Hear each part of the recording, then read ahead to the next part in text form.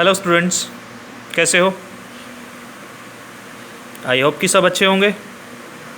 तो चलिए हम physics with Rajesh Kaushik channel के अंदर, हमारा यूट्यूब चैनल जो है आपका, उसमें हम नेक्स्ट टॉपिक के पास चलते हैं। नेक्स्ट टॉपिक जो है हमारा, हमने डील करना है जो टॉपिक, वो है डायमेंशंस। ओके, तो स्टूडेंट्स डायमेंशंस होते क्या हैं, पहले इसके बारे में हम बात कर लेते हैं। ठीक है, डायमेंशंस जो होते हैं ना, बेसिकली डायमेंशंस एक्सपोनेंट्स होते हैं, या फिर हम कह सकते हैं पावर्स होते हैं किसी भी फिजिकल क्वांटिटी की रिप्रेजेंटेशन में, जहाँ तक उस क्वांटिटी को रेज किया जा सकता है। ठीक है, तो ये क्या होता है डायमेंशंस हमारे पास? दीज आर द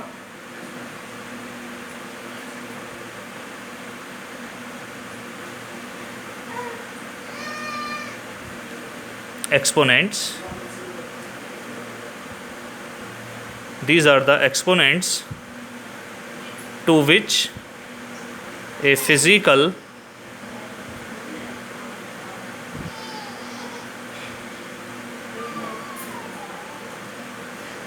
quantity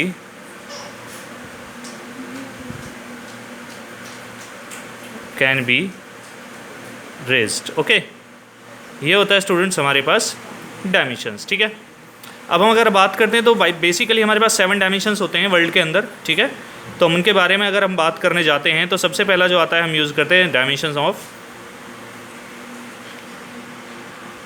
तो सबसे पहले जो है वो हमारे पास होगा dimension of length.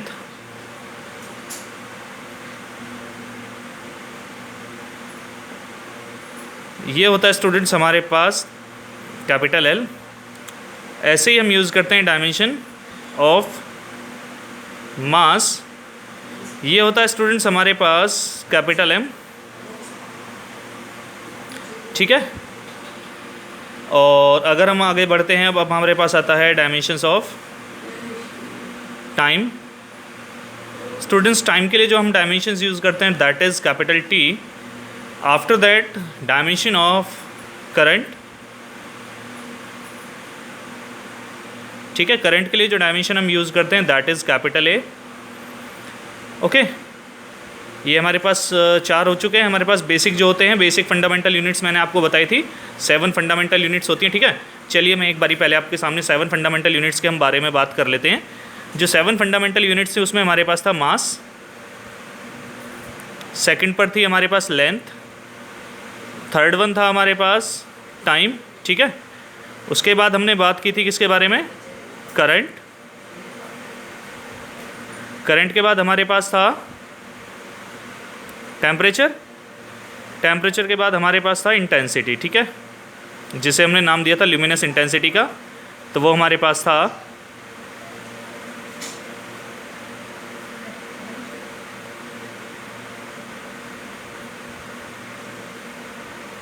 Luminous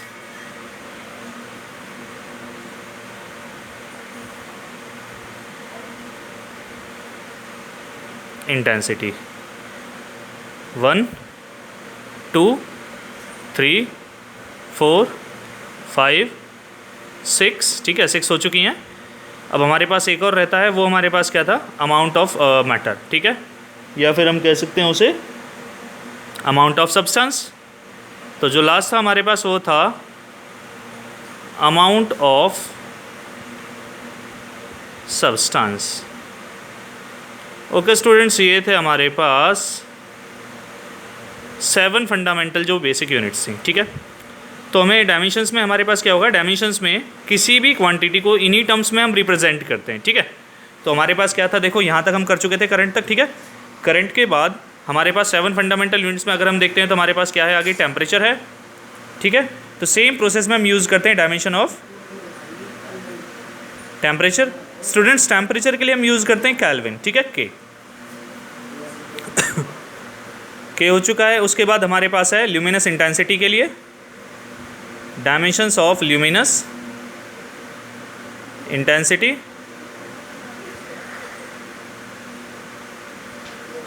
intensity के लिए स्टूडेंट्स हम यूज़ करते हैं CD, दैट इज़ कैंडेला। ठीक है,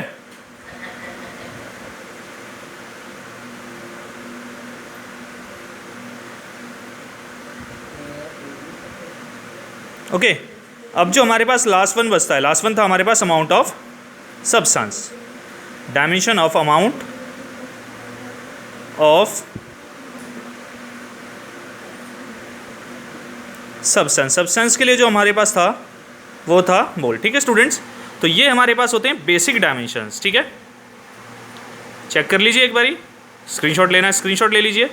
फिर हम आगे बढ़ते हैं डायमेंशन एनालिसिस में। हमारा जो चैप्टर है डायमेंशनल एनालिसिस, इसके बारे में हमने आगे डील करना है। ओके, चलिए यहाँ तक कोई डाउट है? ये आप क्लियर कर लीजिए, स्क्रीनशॉट ले लेना। ओके, चलते हैं आगे। चलिए स्टूडेंट्स, हम इसके लिए ना एक एग्जांपल का यूज़ कर लेते हैं। एग्जांपल, ठीक है, हमारे पास जो है एग्जांपल हम यूज़ कर लेते हैं। फॉर एग्जांपल हम यूज़ करते हैं डायमेंशंस फॉर डेंसिटी कैलकुलेट करते हैं। ठीक है, डेंसिटी चलो डेंसिटी ले लीजिए। हमारे पास डेंसिटी का फॉर्मूला क्या होता है? डेंसिटी का फॉर्मूला हमने पढ़ा हुआ है कि mass divide by volume. Okay, ये होता है। अब स्टूडेंट्स, अगर हम मास के बारे में बात करते जाते हैं तो मास के लिए हमारे पास, मैंने आपको बताया था क्या था, मास के लिए हमारे पास था कैपिटल एम। देखो यहाँ पर ये रहा। ठीक है, आगे हमारे पास क्या आएगा? वॉल्यूम। वॉल्यूम क्या होता है हमारे पास? जनरली वॉल्यूम होता है थ्री साइड्स का मल्टीप्लिकेशन। तो हम इसमें लिख देते हैं it is length into breadth, और जो थर्ड साइड रहती है उसे हम यूज़ कर लेते हैं यहाँ पर, दैट इज़ हाइट। ओके, देखिए लेंथ भी क्या है?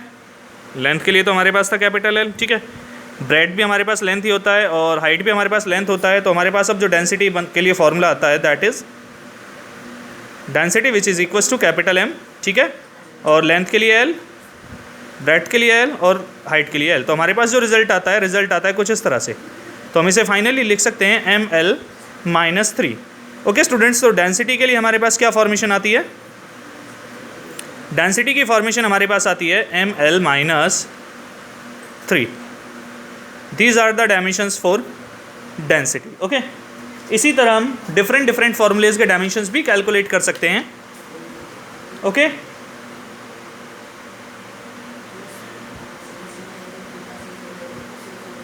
और यहाँ पर अगर हम बात करते, देखो मास के अंदर हमारे पास डायमेंशन क्या है? डायमेंशंस इन मास,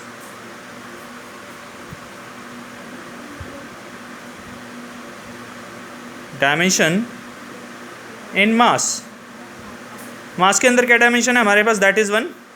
अगर हम बात करते हैं लेंथ के लिए, इन लेंथ के लिए डायमेंशन क्या आ रहा है हमारे पास? -3। ठीक है, और अगर हम टाइम के बारे में बात करते हैं तो टाइम के लिए क्या डायमेंशन आता है स्टूडेंट हमारे पास? टाइम के लिए हमारे पास जो डायमेंशन है वो है 0। ओके, तो ये था हमारे पास पॉइंट जो हमारा काम है यहाँ पर, जो हमें डील करना है। ठीक है, आगे बढ़ें। चलिए आगे बढ़ते हैं और फॉर्मूलेज के साथ। चलिए स्टूडेंट्स, हम आगे बात करते हैं। हमारा जो आगे टॉपिक है दैट इज़ डायमेंशनल फार्मूला। ठीक है, अब ये डायमेंशनल फार्मूला होता है क्या स्टूडेंट्स? हमारे पास डायमेंशनल फार्मूला एक फार्मूला होता है, स्पेशल फार्मूला हम कह सकते हैं इसे, जिसमें हम फंडामेंटल क्वांटिटीज़ का रिप्रेजेंटेशन करते हैं। ठीक है, फंडामेंटल क्वांटिटीज़ का रिप्रेजेंटेशन होता है। ठीक है, जैसे हम कह सकते हैं कि अगर हम एग्जैक्ट डेफिनेशन की बात करते हैं तो हमारे पास क्या है? It is the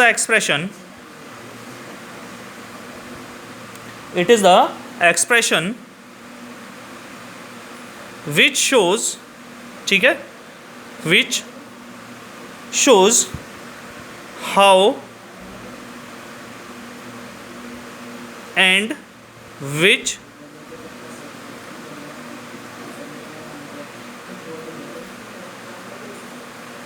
fundamental quantity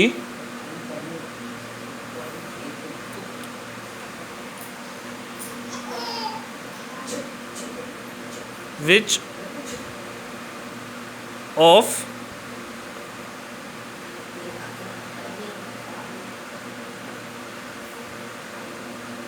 fundamental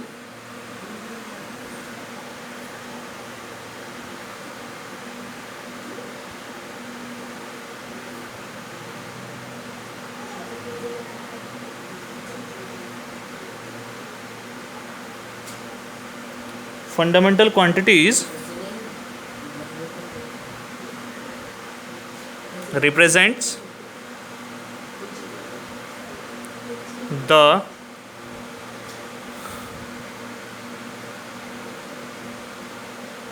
dimensions of a physical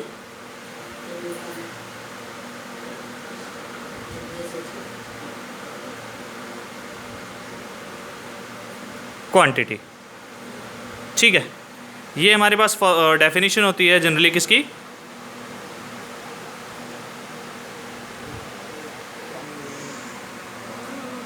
ठीक है। डायमेंशन फार्मूला क्या था हमारे पास, expression which shows how and which of fundamental quantities represent the dimensions of a physical quantity. ठीक है, that is known as dimensional formula. ठीक है स्टूडेंट्स, अब जैसे हम एग्जाम्पल के बारे में अगर बात करते हैं तो वॉल्यूम जो है हमारे पास, वॉल्यूम का डायमेंशन फार्मूला क्या आता है हमारे पास, वॉल्यूम क्या होता है, वॉल्यूम होता है हमारे पास length into breadth into height. अगर हम डायमेंशन के बारे में बात करने जाते हैं, लेंथ का भी डायमेंशन एल होता है, ब्रेड्थ का भी एल होता है, एच के लिए भी एल होता है। तो हमारे पास जो फाइनल रिजल्ट आता है वो इस तरह से आता है, m0 l3 t0। तो स्टूडेंट्स ये क्या इंडिकेट करा रहा है, ये इंडिकेट करा रहा है कि यहाँ पर मास के लिए जो डायमेंशन है वो 0 है, लेंथ के लिए जो डायमेंशन है वो 3 है, और जो टाइम है, टाइम के लिए जो डायमेंशन है वो आपका 0 है। ओके, ये हमारे पास था डायमेंशनल फार्मूला। अब हम बात करते हैं डायमेंशनल इक्वेशन के बारे में। अब डायमेंशनल इक्वेशन क्या होती है स्टूडेंट्स हमारे पास, डायमेंशनल इक्वेशन हमारे पास होती है कि जिसकी हेल्प से डायमेंशनल फार्मूले को इक्वेट किया जाता है। ठीक है, तो अगर हम बात करते हैं डायमेंशनल इक्वेशन के बारे में, डायमेंशनल इक्वेशन ये क्या होता है स्टूडेंट्स हमारे पास, ये होता है it is the equation with which a dimensional formula can be equate। जैसे अगर हम बात करते हैं डायमेंशनल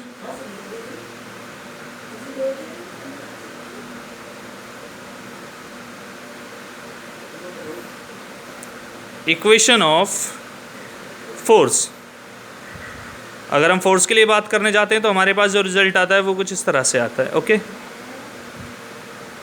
ये एग्जांपल हो गया स्टूडेंट्स, ये हमारे पास डेफिनेशन है किसकी, डायमेंशनल फार्मूला और डायमेंशनल इक्वेशन की। ठीक है, आगे हम कुछ टेबल है हमारे पास, वो टेबल हम ड्रॉ करेंगे, तो वो फॉर्मूलेज आपको याद रखने, वो बता दूंगा कैसे हम कैलकुलेट कर रहे हैं। ओके, चलिए देखते हैं आगे क्या है। देखिए स्टूडेंट, जैसे हम बात करते हैं हमारे पास जो सबसे पहले बेसिक क्वांटिटी है वो हम ले लेते हैं एरिया। ठीक है, एरिया है हमारे पास बेसिक क्वांटिटी, और एरिया के लिए जो अगर हम फार्मूला होता है, फार्मूले के लिए अगर हम बात करते हैं, फार्मूला क्या होता है हमारा, फार्मूला होता है लेंथ इंटू ब्रेड्थ। ओके, अब यहाँ पर देखिए ये लेंथ इंटू ब्रेड्थ, लेंथ के लिए क्या डायमेंशन होता है एल, ठीक है, और ब्रेड्थ के लिए भी डायमेंशन एल होता है। तो बेसिक फाइनली हम क्या लिख सकते हैं इसे, this will become equals to L square, या फिर हम कह सकते हैं इसे L2। ठीक है, और अगर हम यूनिट्स के बारे में बात करने जाते हैं स्टूडेंट्स, तो इसकी जो यूनिट आती है हमारे पास, it will be metre square. क्यों, क्योंकि जो लेंथ होता है ना, लेंथ की यूनिट हमारे पास मीटर है, नॉर्मल अगर हम निकालने जाते हैं तो मीटर स्क्वायर आएगा। और अब सेकंड नंबर पर हम अगर बात करने जाते हैं, हमारे पास आता है वॉल्यूम। ठीक है स्टूडेंट, सेकंड क्वांटिटी हम कंसीडर कर लेते हैं वॉल्यूम। अगर हम वॉल्यूम के लिए बात करने जाते हैं तो वॉल्यूम का फॉर्मूला होता है हमारे पास length into breadth into height. ठीक है, बेसिक जो हमने अभी तक फॉर्मूले किए हैं छोटी क्लासेस, मतलब छोटी मोटी क्लासेस में, 10th क्लास तक हम उनके बारे में बात कर रहे हैं अभी। ठीक है, तो length into breadth means length के लिए एल, ब्रेड्थ के लिए भी एल, और हाइट के लिए भी एल। तो फाइनली जो रिजल्ट आता है it will become equals to L3, और जो आपका आंसर आता है वो हो जाता है मीटर क्यूब। ठीक है, ये हमारे पास फॉर्मूला हो गया किसका, वॉल्यूम का। चलिए अब अगर हम बात करते हैं स्पीड के बारे में, तो स्पीड का फॉर्मूला क्या होता है हमारे पास, स्पीड का फॉर्मूला होता है हमारे पास डिस्टेंस बाय टाइम, और डिस्टेंस के लिए हम डायमेंशन यूज़ करते हैं एल, लेंथ है क्योंकि, और टाइम के लिए जो डायमेंशन था that is capital T, then answer will become LT-1। ठीक है, ये हमारे पास क्या हो जाता है, डायमेंशन फार्मूला किसका, स्पीड का। और अगर हम यूनिट के बारे में बात करने जाते हैं तो यूनिट बनती है हमारे पास मीटर पर सेकेंड। क्यों, फॉर्मूला था डिस्टेंस बाय टाइम। ठीक है, डिस्टेंस के लिए यूनिट होती है हमारे पास डिस्टेंस के लिए यूनिट होती है हमारे पास मीटर, ठीक है, मीटर हो गया, और डिवाइड बाय टाइम है, टाइम के लिए जो यूनिट होती है हमारी सेकंड होती है, so we can write metre per second, ठीक है स्टूडेंट्स। तो अब हम देखते हैं fourth number quantity, fourth number पर हम कंसीडर कर लेते हैं, दैट इज एक्सेलरेशन। सुना होगा आपने 9th क्लास में एक्सेलरेशन के बारे में, ठीक है। एक्सेलरेशन का जो फॉर्मूला होता है that is velocity by time, या फिर हम कह सकते हैं change in velocity with respect to time. और जो वेलोसिटी का डायमेंशन फॉर्मूला था हमारे पास, हमने पढ़ा था LT-1 और टी के लिए हमने निकाला था कैपिटल टी, ठीक है। तो रिजल्ट जो आता है आपके पास वो कुछ इस तरह से आता है, ठीक है स्टूडेंट्स। तो ये हमारे पास क्या हो जाता है, डायमेंशन फॉर्मूला किसके लिए, किसके लिए होता है, एक्सेलरेशन के लिए। और अगर आप यूनिट्स के बारे में बात करने जाते हो तो यूनिट आपके पास आता है कुछ इस तरह से इसका, ठीक है। चलिए आगे बढ़ते हैं, क्वांटिटी नंबर 5 ले लेते हैं। अब हम कंसीडर कर लेते हैं हमारे पास बेसिक जो फॉर्मूला है मोमेंटम, सुना होगा आपने मोमेंटम या फिर लीनियर मोमेंटम, ठीक है। अगर हम मोमेंटम के बारे में बात करने जाते हैं तो मोमेंटम का जो फॉर्मूला होता है ना, वो होता है हमारे पास मास इनटू वेलोसिटी। और मास के लिए देखो हमने कैलकुलेट, हमें पता है मास के लिए डायमेंशन m होता है, वेलोसिटी के लिए हमने कैलकुलेट किया हुआ है दैट इज LT-1, ठीक है।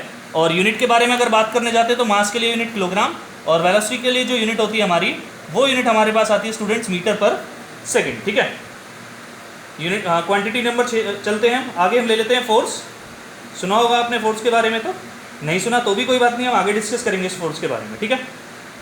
फोर्स का जो फॉर्मूला होता है ये होता है स्टूडेंट्स हमारे पास मास इनटू एक्सेलरेशन, ठीक है, मास इनटू एक्सेलरेशन। अब देखिए मास के लिए हमारे पास होता है कैपिटल M, ठीक है। एक्सेलरेशन की अगर हम बात करने जाते हैं, एक्सेलरेशन हमने कैलकुलेट किया हुआ है, और एक्सेलरेशन के लिए जो हमारा रिजल्ट आया था दैट इज LT-2, ओके। तो हमारे पास यूनिट क्या बनती है, अब यूनिट आती है हमारे पास किलोग्राम मीटर पर सेकेंड स्क्वायर। और स्टूडेंट्स एक बात और आपको याद रखनी है, ये जो यूनिट है ना हमारे पास, ये हमारे पास इक्वल होती है ऑल्सो न्यूटन की। क्यों होती है, क्योंकि फोर्स की जो आइडेंटिफिकेशन आई थी वो न्यूटन्स लॉ ऑफ ग्रेविटेशन या फिर न्यूटन्स लॉ ऑफ मोशन के अकॉर्डिंग ही आया था हमारे पास, ठीक है। हम बात करते हैं क्वांटिटी नंबर 7 नंबर पर हम कोई ऐसी क्वांटिटी ले लेते हैं जो शायद, चलिए देखते हैं क्या होता है। 7th क्वांटिटी हम यूज़ कर लेते हैं ग्रेविटेशनल कांस्टेंट। तो यूज़ होता है हमारे पास ग्रेविटेशनल